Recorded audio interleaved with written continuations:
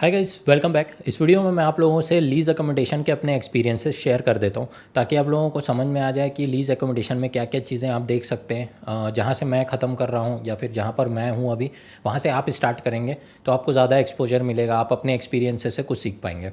तो क्वार्टर्स को भी मैं थोड़ा सा इंक्लूड करूँगा और अपना लीज़ का भी बताऊँगा क्या क्या चीज़ें मैंने देखी हैं अभी जब से मैं लीज़ पर रह रहा हूँ, ताकि आपको एक पिक्चर मिल जाएगा। स्टार्ट करते हैं। एक्सपीरियंस ऑफ लीज अकोमोडेशन लिखा है मैंने, टाइटल दिया है quarters will cut your HRA plus 400-500 rupees licence fee. इसका कैलकुलेशन नहीं है मेरे पास कि 400-500 कैसे होता है, पर नियर अबाउट इतना ही जाता है। अगर आप क्वार्टर अवेल करते हैं तो वहाँ पे HRA जाएगा आपका और कुछ लाइसेंस फी जाएगी। इलेक्ट्रिसिटी वाटर वगैरह का बिल अलग से आपको देना रहेगा। लीज़ में क्या होगा, वो HRA कट करेंगे और 7.5% ऑफ बेसिक पे आपका एक कट होगा और कुछ टैक्सेस भी आपको देने पड़ते हैं। टैक्सेस का मेरे पास अभी कैलकुलेशन नहीं है, वो कैलकुलेशन था पर वो बैठ नहीं रहा है मेरे में, मतलब बताने लायक मेरे पास अभी है नहीं कुछ कंटेंट इस पर। तो थोड़ा टैक्स कुछ देना पड़ता है, मिनिमल अमाउंट। वो मैं आप लोगों को कभी मेरे को समझ में आएगा तो मैं बता दूंगा, उस पर वीडियो बना दूंगा। तो कट वाइज क्या कट होगा आपकी सैलरी में से, मैं वो बताना चाह रहा हूँ। ये भी तब है लीज़ में HRA बस कटेगा जब आप जितना लीज़ आपको मिलता है, एंटाइटलमेंट आपको जितना है, जैसे मुंबई के लिए कुछ JE के लिए 31-32 के आसपास है 1000, वैसे ही डेजिग्नेशन बढ़ते जाएगा तो आपकी अमाउंट भी बढ़ते जाएगी एंटाइटलमेंट की। तो वहाँ से अगर उतने का आप घर ले रहे हैं, मिल जा रहा है आपको तो ठीक है, लेकिन अगर उससे ज़्यादा का लेंगे तो आपकी सैलरी में से एक्स्ट्रा अमाउंट भी कटेगा। 7.5% ऑफ बेसिक तो कटेगा ही, टैक्स भी देंगे ही देंगे और एक्स्ट्रा देना पड़ जाएगा।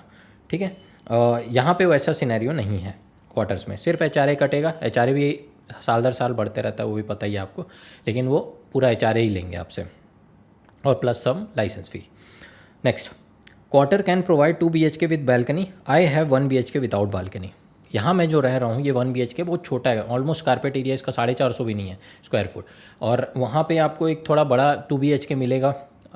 2 वॉशरूम भी रहेंगे शायद उसमें, और एक बालकनी भी मिलेगी। ये स्पेसिफिकली एक क्वार्टर की बात कर रहा हूँ जो पवन हंस में है, नए बने हैं वो। मेरे साथ वाले या मेरे से बाद जो आए हैं बैच में, वो लोगों ने ऑक्यूपाई कर लिया है, वो जल्दी जल्दी उनको मिल गया तो उन लोगों ने ऑक्यूपाई कर लिया। और भी नए क्वार्टर्स बन रहे हैं, कैसे बनेंगे पता नहीं, किनको मिलेंगे अभी उस पे काम चल रहा है। कुछ पुराने क्वार्टर्स रेनोवेट हो रहे हैं, ऐसे भी क्वार्टर्स हैं जिनकी हालत ठीक नहीं है, तो इन पे काम चल रहा है अभी। ठीक है, तो मैं स्पेसिफिकली बता रहा हूँ पवन हंस वाले में, अगर आपको वो मिल जाता है तो वो फार बेटर है, क्योंकि इतने में HRA में सिर्फ आपको मिल जा रहा है तो विथ बैल्कनी, और वहाँ AI के लोग ही रहेंगे, तो वो एक ज़्यादा फ़ायदेमंद लगे आपको। मैं यहाँ पे इसलिए हूँ क्योंकि मैं सेट हूँ, मेरे को सोसाइटी ज़्यादा बेटर लगती है। एक मतलब एक ऑर्गेनाइज्ड वे में सब चल रहा है मेरा, तो मैं उसको डिस्टर्ब नहीं करना चाहता हूँ अनटिल अनलेस ट्रांसफ़र ना आए। यहाँ लिखा भी है मैंने, I have a good society locality. इसका मतलब ये है कि मैं पीसफुली रह सकता हूँ, मेरे लिए ये इंपॉर्टेंट फैक्टर है। मेरे को चिक चिक नहीं चाहिए, आजू बाजू के लोग झगड़ा कर रहे हैं, मेरे घर में ही झगड़ा हो रहा है, ऐसा टाइप का मेरे को नहीं पसंद है। आराम से शांति से जीने का, ताकि मैं अपना काम कर सकूं। शांति से जीने का मतलब ये है 2 टाइम खाना मिल रहा है, चैन की नींद मिल रही है, ऑफिस जा रहा हूँ, आ रहा हूँ, काम कर रहा हूँ, इतना इनफ है घर में मेरे को। बाकी सारे काम करने के लिए मेरे को एक शांति रहे मेरे दिमाग में, वो उसकी बात कर रहा हूँ मैं। तो ये चीज़ें मेरे को है यहाँ पे, मैं मतलब मेरे को मेड का कुछ सोचना नहीं पड़ता, कुक का कुछ सोचना नहीं पड़ता, सब कुछ मिल सकता है आपको एक सोसाइटी में। तो आप आराम से अपना जो काम है एक्चुअल उस पर फोकस कर सकते हैं। फॉर एग्जांपल मान लो आप में से कई लोग UPSC का प्रिपरेशन कर रहे होंगे, तो आप उसमें ध्यान दे सकते हो अपना। ठीक है, जैसे मैं ये सब चीज़ें कर सकता हूँ तो मैं अपना इस पर ध्यान देता हूँ। No one to disturb me. Quarter वगैरह में ऐसा रहेगा कि आपके ऑफिस के आसपास के ही लोग हैं तो कोई ना कोई आते रहेगा, ऐसा हो जाता है। यहाँ पे क्या है, मैं इंडिपेंडेंटली रह सकता हूँ। जो भी मेरे आसपास के लोग हैं वो अब नए आ गए, बदलते रहते हैं लोग यहाँ पे, फट एकदम नए टेनेंट आ जाएंगे।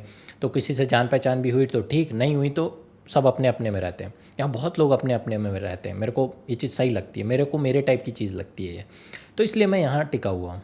मेरे को ऐसा नहीं पसंद है कि 10 लोग आके मेरे रूम में एकदम बैठे हुए हैं, वो 4 भाभियाँ एकदम मिल गई हैं और बकैती शुरू हो गई तो मैं भी ज्वाइन कर लिया, वैसे टाइप का मैं मतलब नहीं हो पाता। वो उसके करने के लिए वो एक अलग सिनेरियो रहता है, अलग जगह रहते हैं। कभी कभार मान लो कोई सेलिब्रेशन कर रहे हैं तब के लिए ठीक है, रोज़ रोज़ का बैठ के बकैती मेरे को नहीं जमता है। तो उस वे में मैं थोड़ा ऐसा सिनेरियो पसंद करता हूँ। लेकिन इसका ड्रॉबैक भी है, कांट रिलाई ऑन नेबर्स। आपको कभी ज़रूरत पड़ गई फिज़िकली मेंटली, फिज़िकली नहीं मेंटली, या फिर कुछ हेल्प चाहिए होगी अगर आपको, तो आप आजू बाजू अप्रोच कर सकते हो, क्योंकि अथॉरिटी के ही लोग हैं क्वार्टर में। लेकिन यहाँ पे क्या इंडिपेंडेंट, मैं मेरे को कुछ हुआ तो मेरे को सोसाइटी वालों के भरोसे रहना पड़ेगा, सिक्योरिटी गार्ड के भरोसे रहना पड़ेगा, या फिर मेरे घर में जो लोग हैं उनके भरोसे रहना पड़ेगा। तो ये एक डिफरेंस महसूस कर सकते हो आप। तो मैं बस एक कंपैरिजन बता रहा हूँ। ज़रूरी नहीं आपको क्वार्टर साइड में अच्छी लोकेलिटी मिल जाए, कई जगह अच्छी मिल जाएगी, ज़रूरी नहीं है हर जगह मिले, ठीक है। Choose a location where you feel like living. Lease accommodation ऐसी जगह मैं चूज़ किया जहाँ मेरे को मेरा टाइप की फ़ील आ रही है, जहाँ मेरे को रहने का मन कर रहा है। मन करने से क्या होता है ना कि आपको चिंता नहीं रहती है घर के रिलेटेड लेके, आप सीधा काम की चीज़ों पे ध्यान देंगे, अच्छी चीज़ों पे ध्यान देंगे, तो आपका शांत माइंड से आप अच्छे से दूसरे काम कर सकते हैं। इसलिए रेंट एस्केलेशन इन लीज अकोमोडेशन, एक दिक्कत ये है कि लीज अकोमोडेशन में ना रेंट एस्केलेशन 5% ऐसा तो रहता ही है, कई लोग 10% भी कर देते, बहुत मनाना पड़ता है 5% 6% पे। क्वार्टर में ऐसा कुछ नहीं है, वो आपका एस्केलेट तो हो रहा है विथ बेसिक 3% अगर बढ़ रहा है तो एच भी बढ़ेगा ही, पर वो एच ही काटेंगे आपका, उससे ज़्यादा कुछ नहीं कटेगा। बाकी जो भी आपको जैसे भी रहना है वो आप अपने कॉस्ट पे रह रहे हैं, ऐसा चीज़ है। फिर उसके बाद क्वार्टर इज़ टेम्प्रेरी, घर नहीं बना सकते आप वहाँ। Lease accommodation gives you a flavour of society. Quarter ऐसा है कि आपके लिए टेम्प्रेरी, जब तक आप सर्विस में हैं, जब तक आप वहाँ काम कर रहे हैं, तब तक आपके लिए वो अलॉटेड है। जब आप चले जाएंगे वो किसी और को मिल जाएगा। आप वहाँ घर नहीं बना सकते, घर नहीं बसा सकते, वो आपका घर नहीं है।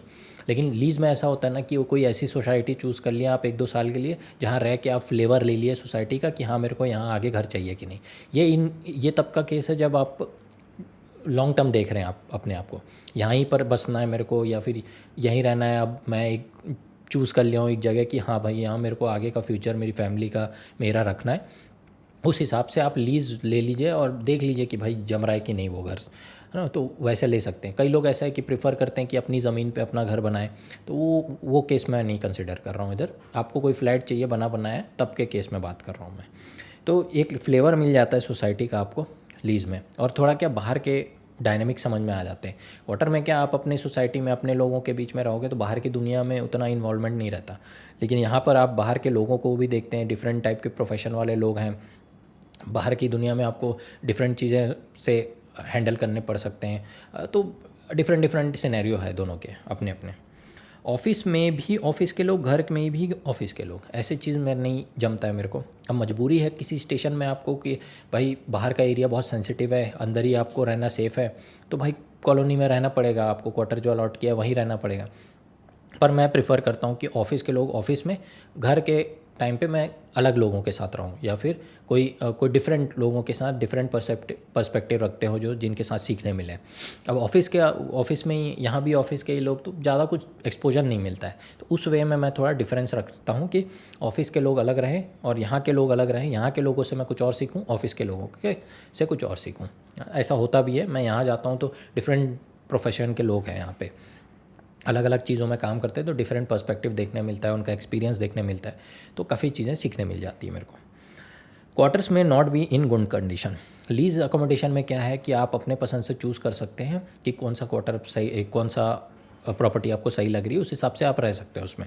लेकिन क्वार्टर में ऐसा केस है ना कि ज़रूरी नहीं आपको अच्छी कंडीशन में ही मिले। जो क्वार्टर अलॉट हो रहा है आपको वो अच्छी कंडीशन में ही मिले, क्या पता आप मजबूरी में ही क्वार्टर ले लें क्योंकि आपको वही सही लग रहा है, किफ़ायती लग रहा है। तो ऐसे कंडीशन हो सकती है। हालांकि यहाँ मैं जो बताया आपको पवन हंस वाले में, ये इसकी कंडीशन बहुत अच्छी है, और भी बाकी क्वार्टर्स बेहतर होते जा रहे हैं, नए भी बन रहे हैं कुछ। Next up, bargain in brokerage, rent depends on society. Lease accommodation में ना रेंट सोसाइटी के हिसाब से चलता है। सोसाइटी का जो स्टैंडर्ड चल रहा है कि हाँ भाई 1 BHK का तो इतना ही है, 1 BHK विथ बैल्कनी का अभी इतना ही चल रहा है सोसाइटी में, तो उस हिसाब से आपको रेंट पे करना पड़ता है।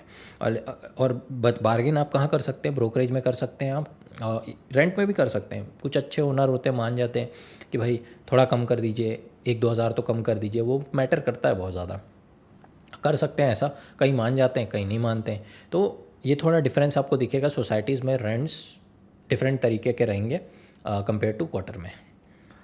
मेड शेयरिंग एक ऐसी चीज़ है जो मैंने यहाँ सीखी। जनरली ऐसा होता है कि मेड को शेयर नहीं करना चाहिए। जैसे क्वार्टर में रह रहा हूँ, मान लो आपकी बिल्डिंग में जो आ रहा है, जो आ रही है, वही मेरे बिल्डिंग में आ रही है। ऐसे क्या होता है कि आपके घर की बातें मेरे घर में आएंगी, मेरे घर की बातें उधर जाएंगी। ये सब नहीं होना चाहिए, ठीक नहीं लगता है ये।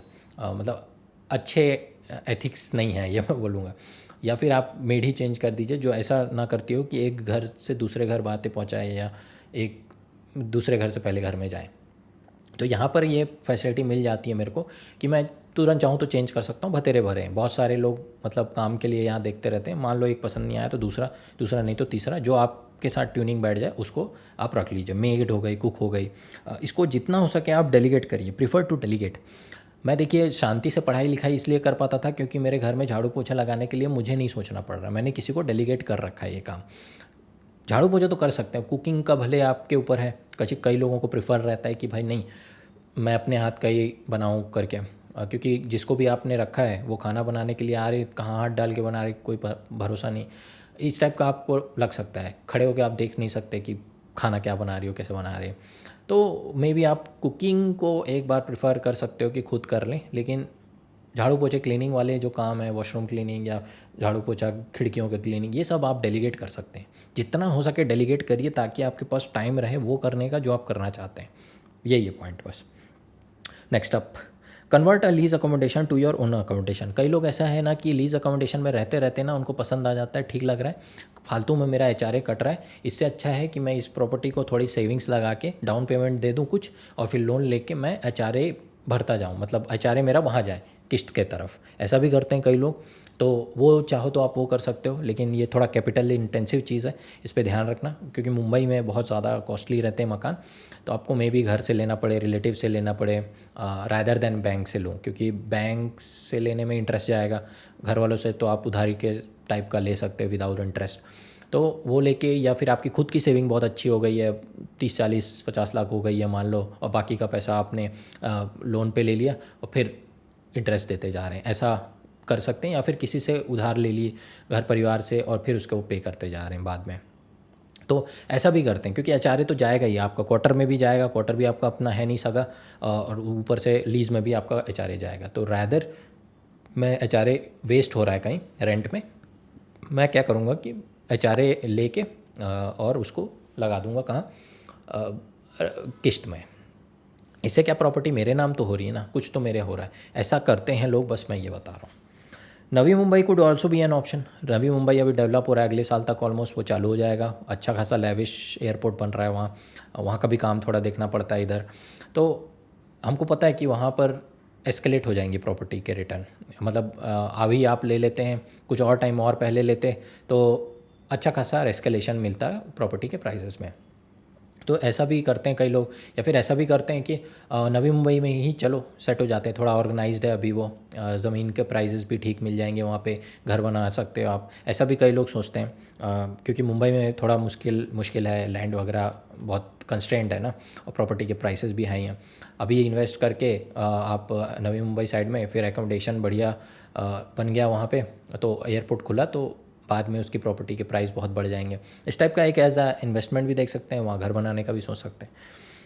ऑर्गेनाइज कल्चर है रेंट और ब्रोकरेज का, यहाँ मैंने पहली बार देखा। मेरे घर साइड तो ऐसा नहीं है कि रेंट पे चढ़ाए तो आप 1 ही 2 दिन में कोई आ गया और ले लिया। यहाँ पे वैसा होता है कि 2 4 दिन में ही घर चले जाते हैं रेंट पे।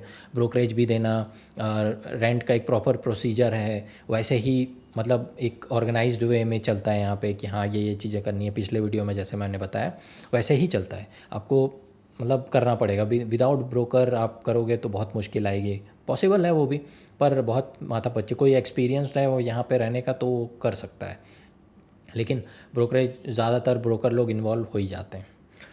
तो ये एक चीज़ है। तो ये सारी चीज़ें मतलब आप देख सकते हैं, मेरे जो एक्सपीरियंसेस हैं मैं बस बता रहा हूँ। क्वेश्चन पॉइंट ये है यहाँ पे कि finish off your pending loans first. मान लीजिए अगर आप ये सब जगह में सोचने की सोच रहे हैं कि घर वर का लीज अकोमोडेशन का कन्वर्ट करने का, पहले अपने पेंडिंग लोन्स निपटा दें, कोई भी उधारी ना हो आपके ऊपर, ऐसी चीज़ें करने के बाद ही इस जोन में जाएँ। ये तब की बात बोल रहा हूँ जब आपने जॉब ज्वाइन कर लिया है, कुछ साल हो गए हैं आपको, स्टेबल हो गए हो, अब आप अपना पार्क करना चाहते हैं कहीं, तो उस वे में बता रहा हूँ मैं।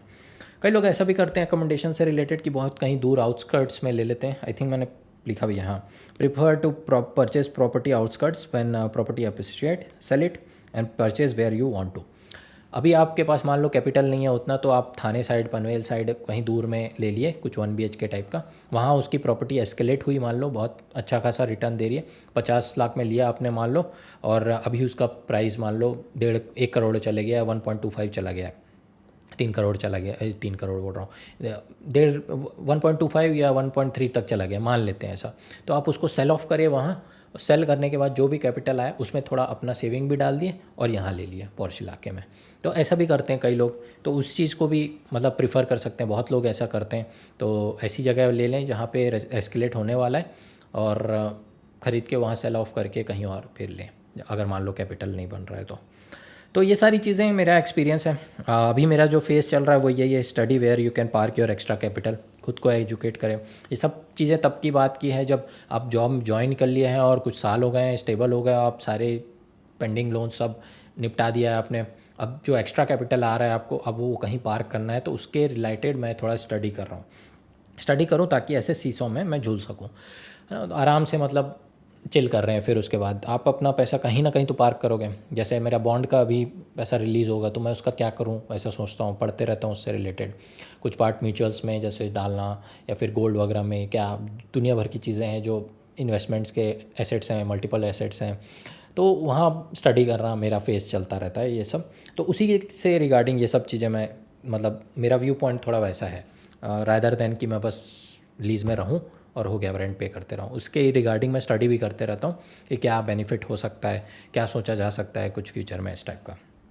तो ये सारे मेरे जो रेंट या फिर लीज अकोमोडेशन में थे एक्सपीरियंसेस आए हैं, ये सब मैं बाहर रह के ही कर पाया हूँ। अंदर रहता, मान लो कॉलोनी में रहता, क्वार्टर में रहता, तो मैं भी ये सब चीज़ें नहीं देख पाता। और कई लोगों के ऐसे भी एक्सपीरियंसेस देखने मिलते हैं कि वो लोग कैसे अपनी ज़िंदगी बना रहे हैं यहाँ पे, तो एक डिफरेंट पर्सपेक्टिव मिलता है ऑफिस से बाहर मेरे को। तो होपफुली आप मेरा व्यू पॉइंट समझ पा रहे होगे। थोड़ा बहुत कुछ सीखने मिला होगा। ऑफ टॉपिक है जानता हूँ, लेकिन काम क्या है आपका, आप आगे चल के कहीं ना कहीं कभी ना कभी तो सोचेंगे इस सब चीज़ों के बारे में, तो उस समय काम आ जाएगा। ठीक है, तो ये सारी चीज़ें हैं, और कुछ रहेगा तो मैं कुछ दूसरे वीडियोस में बना दूंगा। मेरे को ये सारी चीज़ें अभी तक समझ में आई हैं। होपफुली आप कुछ सीखे होगे। नेक्स्ट वीडियो में कुछ और टॉपिक के साथ मिलता हूँ, तब तक बाय बाय।